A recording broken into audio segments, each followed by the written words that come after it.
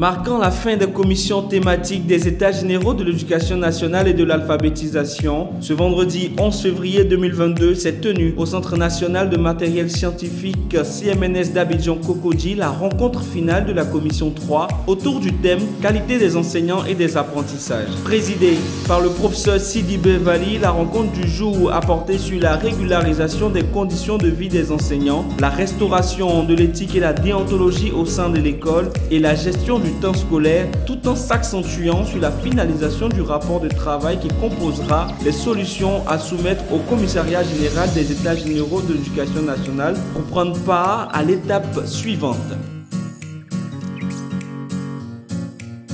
Dans notre commission, nous sommes à la dernière phase, comme vous l'avez dit, mais il en ressort que pour booster la qualité d'un enseignement, il faut un environnement d'abord. Nous terminons par l'environnement. Mais moi, j'ai commencé par l'environnement. Parce qu'il y a 3 grands niveaux par lesquels il faille passer. Le premier niveau, c'est l'environnement économique, social, culturel, qui permet à l'enfant qui vient à l'école de venir prendre un surplus d'informations, d'enseignement. Parce qu'il vient avec son éducation. Et le rôle de l'enseignant, quand il arrive au 2e niveau, c'est de le former, compléter ce qu'il a déjà reçu à la maison, le mettre au plus haut niveau s'il faut. Et c'est à ce niveau-là qu'on dit qu'il suit un cursus de formation.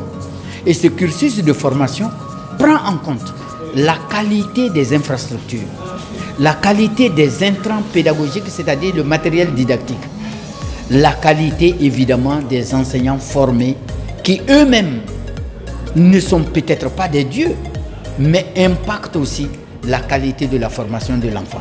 Ça ne va pas être étonnant que les États généraux de l'éducation nationale font une longue liste de problèmes de l'école.